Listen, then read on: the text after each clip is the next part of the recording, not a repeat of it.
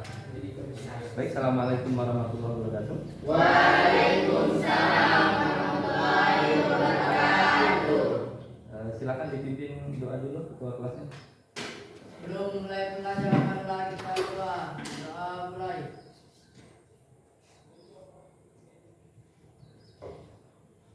Doa selesai. Baik, sebelum mulai pelajaran, Bapak mau absen dulu. Siapa yang tidak hadir hari ini? Hadir semua ya. Iya. Ya, baik, hari ini kita akan belajar tentang prinsip dan praktik ekonomi dalam Islam. Nah, saya yakin kalian semua sudah pernah melakukan praktik-praktik ekonomi, baik itu berjualan, jual beli, ataupun mungkin pernah melakukan pinjam meminjam, sewa menyewa dan sebagainya. Nah, ini tentang ekonomi. Nah, tapi apakah praktik-praktik yang kita lakukan sehari-hari tentang ekonomi itu sudah sesuai syariat Islam atau belum? Ya, sekarang mari kita bahas. Nah, asas transaksi ekonomi. Ya, transaksi ekonomi adalah perjanjian atau akad dalam bidang ekonomi.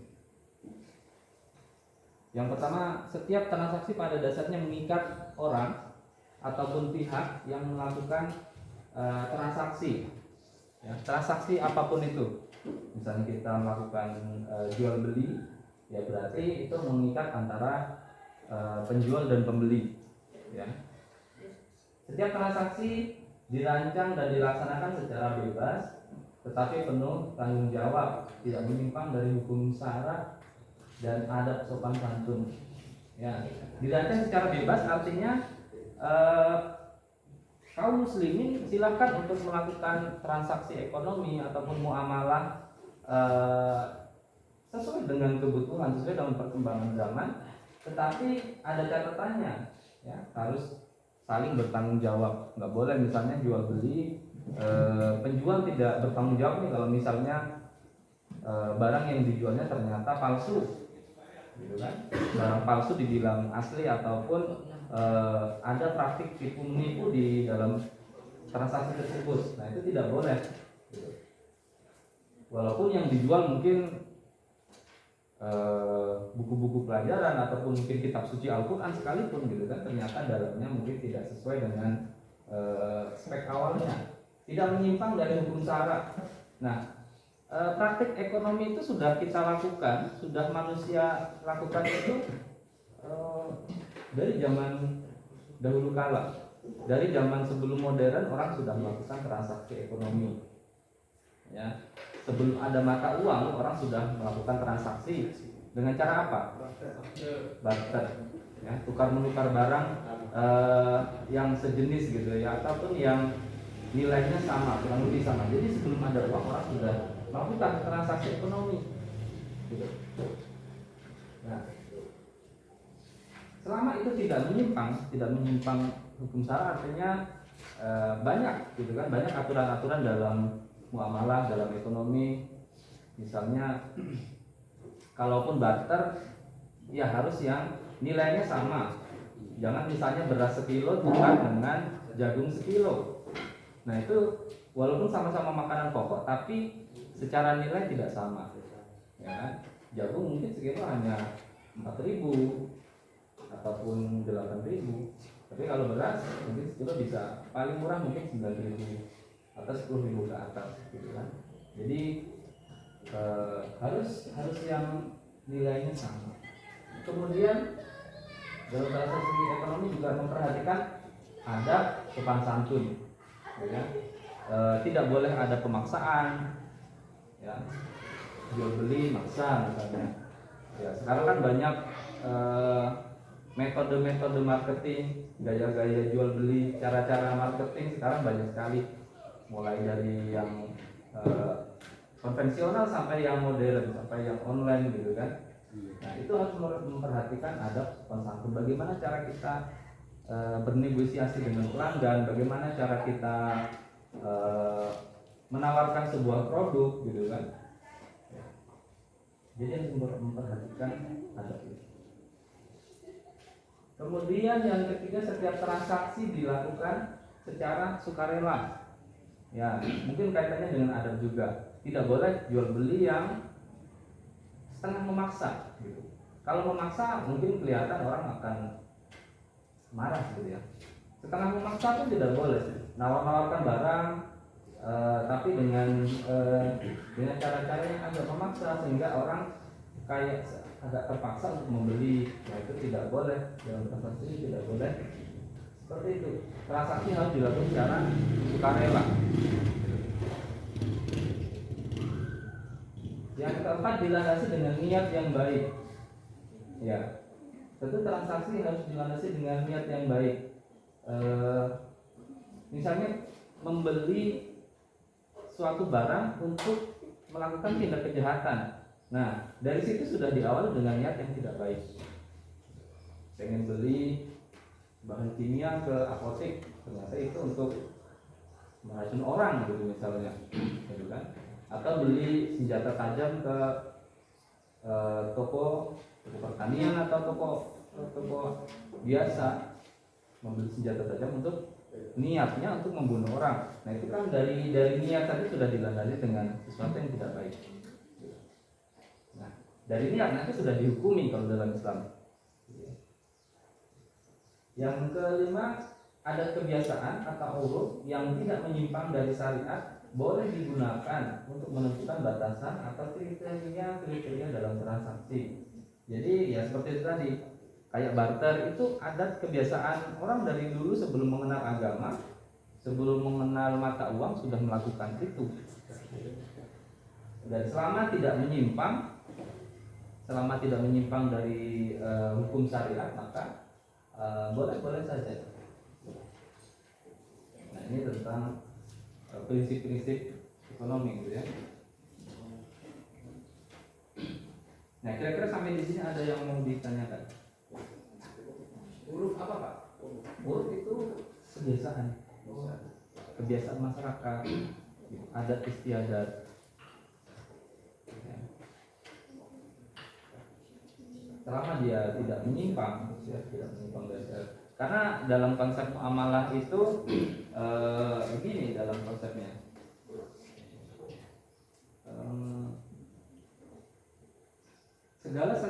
Segala sesuatu boleh dilakukan selama tidak ada dalil yang melarang. Jadi kalau tidak ada kita temukan dalil yang melarang, maka boleh. Ini dalam muamalah. Kalau dalam ibadah kebalikannya. Kalau tidak ada dalil yang menyuruh, maka tidak boleh. Itu dalam ibadah.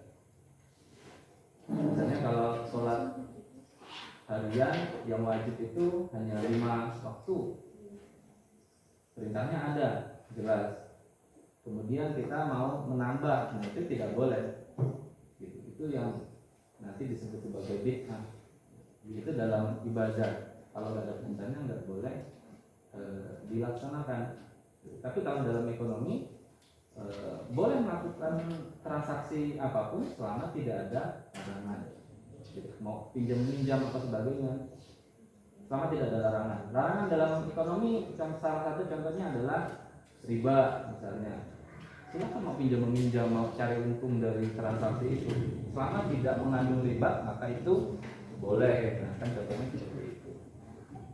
Jadi dalam muamalah itu manusia diberikan kebebasan yang cukup luas untuk melakukan aktivitas seperti itu. Saya kira begitu.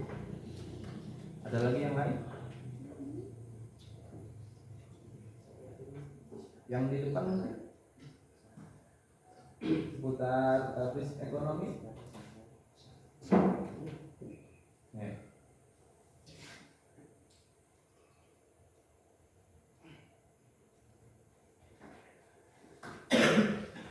Misalnya yang sering kita temukan di masyarakat, arisan gitu ya. Kira-kira arisan sudah sesuai syariat atau belum? Bertentangan dengan syariat atau tidak? Ini cewek yang suka arisan. Gimana? Atau mungkin cewek arisan dinilai oleh yang cowok, gimana? Yang cowok dinilai. Kira-kira arisan ataupun semuanya lah. Kira-kira arisan sudah sesuai syariat atau ada yang bertentangan dengan syariat atau tidak? Sesuai. Kenapa dibilang sesuai? Arisan HP ada nggak arisan HP? Arisan apa lagi? Arisan motor web, arisan panci barang dapur.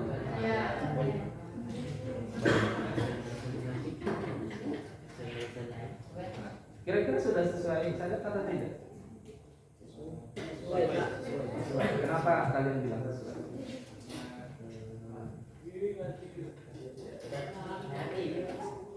Ya. Gimana? Tidak memaksa. Nah, kalau kita cocokkan dengan asas transaksi ekonomi dengan asas yang pertama, sesuai tidak? Setiap anggota arisan terikat pada perjanjian? Terpikat. Hah? Terpikat, Pak. Terpikat. Terikat. Naksir. Oh ya. Beda. Yang kedua, dirancang dan dilaksanakan secara bebas tetapi penuh tanggung jawab, tidak menyimpang dari bicara dan ada sopan santun. Sesuai tidak? Sesuai. Yang ketiga, secara sukarela. Apakah orang arisan itu sukarela? Ya. Hah? Tidak. Oh tidak. Tidak rela. Ah, berarti tidak sesuai. Kenapa tidak sukarela? Nah, apa alasannya? Sukarela ada orang arisan? Pak, arisan kan ditentukan Pak, bikin habis sekiannya dibayar. Iya, tentukan ya. Sebelum kita mau kita buat arisan nih, per bulannya sekian atau per minggunya sekian, sudah ditentukan dari awal. Terus kalian, ya saya mau ikut, itu berarti sukarela atau tidak?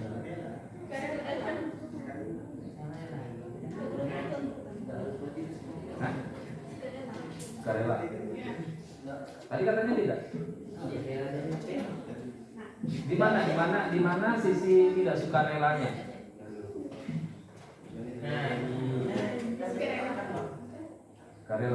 Sukarela ya. Kan kalian data sendiri maksud arisan. Nah, kecuali ada salah satu, misalnya satu kelasnya harus ikut arisan semua. Gitu kan? Punya uang atau tidak punya uang? Disebut. Kemudian nominalnya ditentukan tanpa musyawarah misalnya. Akhirnya ada yang keberatan, yang uang jajannya sedikit mungkin agak keberatan, yang uang jajannya banyak sih oke. Ditentukan tanpa musyawarah, kemudian dipaksa semuanya. Nah itu baru disebut tidak dengan sukarela. Itu karena sebuah transaksi gitu ya. Beda dengan iuran. Kalau iuran itu kan pembayaran, yang itu bukan transaksi ekonomi. Itu sebuah kewajiban gitu. Kita sholat 5 waktu juga kadang-kadang tidak dilandasi asas sukarela juga kan. Dalam kondisi ngantuk sekalipun, hujan dan dingin sekalipun, kalau waktunya sholat, seorang muslim harus tetap wajib sholat gitu kan. Kecuali dia ada uzur-uzur yang dibenarkan. Yang keempat, dilandasi dengan niat yang baik. Kira-kira orang arisan itu niatnya baik atau tidak? Baik. Untuk apa? Untuk nabung. Untuk ada simpanan Pak. Itu Ya, simpanan. Apa lagi? Selain itu, kredit. Mau beli HP cash nggak punya duit. Akhirnya ikut arisan.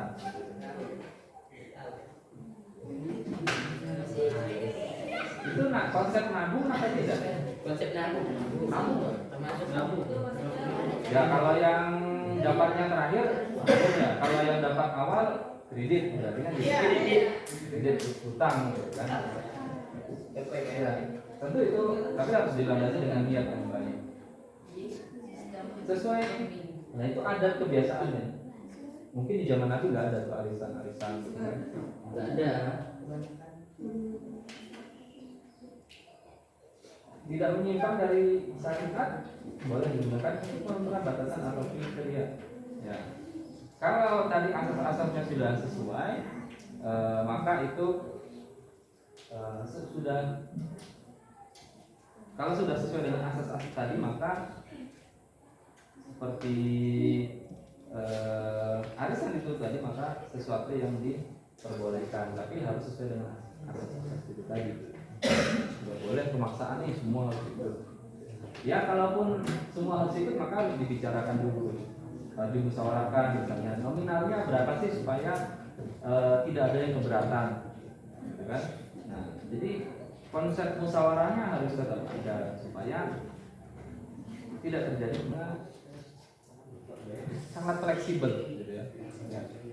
Kalau kita simpulkan ekonomi dalam Islam itu sebenarnya sangat fleksibel. Yang penting tidak menzalimi orang, ya. Yang penting tidak menimbulkan mudarat, tidak menimbulkan dampak kerusakan gitu ya, dampak negatif yang terlalu besar. Itu diperbolehkan. Dulu belum ngetren jual beli online, gitu. Nah, sekarang udah muncul ekonomi baru, model ekonomi baru. Sekarang ada Grab, ada Gojek dan sebagainya. Ya kan? Dulu orang transaksi pakai barter sebelum ada uang. Begitu ada uang, orang transaksi pakai uang. Setelah ada uang, macam-macam, ada yang uang pakai perak, uangnya pakai emas, gitu kan? Ketika belum ada kertas,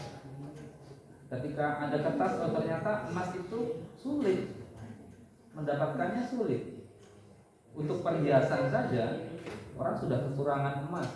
Kalau emas itu jadikan mata uang, makin sulit orang cari emas. Akhirnya orang beralih ke uang kertas.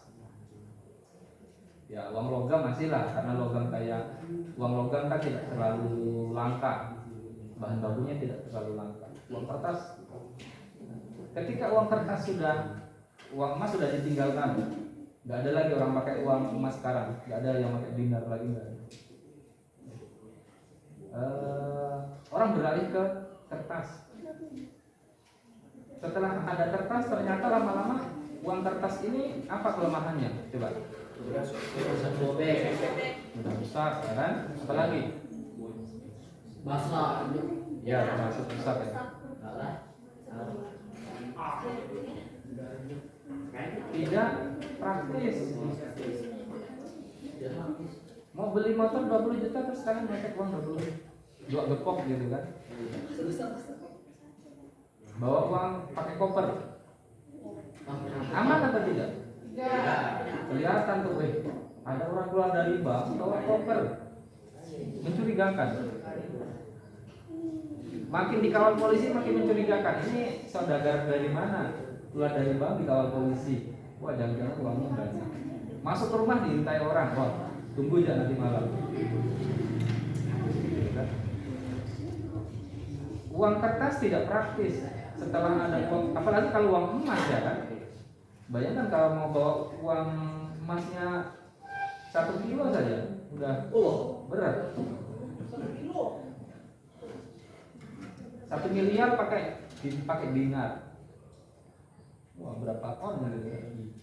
Belum lagi bunyinya dikocek, ketahuan. Kita jalan uangnya bunyi. tidak praktis. Kertas pun lama-lama orang merasa tidak praktis, bisa dicopet, ya kan? Kelihatan tuh dompet makin tebal berarti makin banyak isinya. Jadi sasaran copet tidak praktis. Nah. Lama-lama orang beralih ke apa? Transfer. Uang digital. Uang apa? Uang digital. Ya, uang digital. Sekarang banyak e-wallet. Ada Dana, GoPay. OVO, ya kan, OVO dan sebagainya. Kita tidak top up di situ. Ketika mau bayar, tidak perlu nunggu kembalian. Transaksi 100.550 rupiah, kita tidak perlu nunggu uang kembalian 50 rupiahnya. Cari 50 rupiah, ada uang 500an bu, nggak perlu kayak gitu. Tinggal scan out, sudah potong saldo selesai. Tanpa kita harus bawa pecahan nanti masuk ke tas kita ada kembalian 500 rupiah, 200 rupiah masuk ke tas, tidak praktis. Nah, setelah ada uang digital maka semua jadi lebih praktis. Ya. Nah, orang tidak tahu kita punya uang berapa karena dalam HP kita ya HP kan semua orang punya, hampir semua orang punya. Orang tidak tahu di dalam saldo walletnya ada berapa juta, orang tidak tahu. Kalaupun HP itu mau dicuri, mau dicopet, harus ada verifikasi yang sangat ribet sehingga orang tidak mudah untuk membobolnya. Kalau orang nyopet dompet, ngambil dompet, asal udah keluar, selesai, ya kan? Lempar sana lempar sini, udah hilang jejaknya. Ya. Orang copet kan rombongan gitu kan, ambil lempar ke sana, dan hilang, nggak ada jejaknya. Ya nggak akan ketemu. Tapi kalau HP yang hilang, oke, mungkin HP-nya tentu mengalami kerugian, HP-nya sekian harganya mahal dan sebagainya. Tapi isinya di dalam masih bisa dikembalikan, sebagainya masih bisa diproteksi. Nah itu kelebihan dari uang digital. Walaupun uang digital juga bisa dibobol juga, tidak ada sistem yang benar-benar aman. Kalau mau apa sih mau hidup yang tanpa ada resiko, ya kan? Itu namanya resiko. Mau barter sekalipun bisa, orang bisa ketipu. Mau tinggal di hutan sekalipun biar tidak tidak bersinggungan dengan teknologi dan dunia modern, hidup di hutan pun juga lebih banyak resikonya juga. Nah jadi pasti ada resiko-resiko, tapi itu yang bisa diminimalisir. Makanya HP itu kalau dulu mungkin sandinya pakai angka bisa diterapi, bekas sidik jarinya bisa ditebak. Sekarang pakai apa? Pakai sidik jari. Apalagi pakai verifikasi wajah, ya kan, udah tidak bisa dipalsukan lagi. Belum lagi nanti masuk ke aplikasi harus pakai sandi. Nanti ketika mau transaksi dengan aplikasi itu, dengan e-wallet, harus pakai sidik jari lah, pakai PIN lah dan sebagainya. Jadi perlindungannya berlapis-lapis, itu lebih aman untuk meminimalisir kerugian. Oke, kalau tidak ada pertanyaan mungkin saya cukupkan sampai di sini. Kita lanjutkan di pertemuan yang akan datang. Kurang lebihnya mohon maaf. Terima kasih. Assalamualaikum warahmatullahi wabarakatuh. Waalaikumsalam warahmatullahi wabarakatuh. Wih sih jadi satu.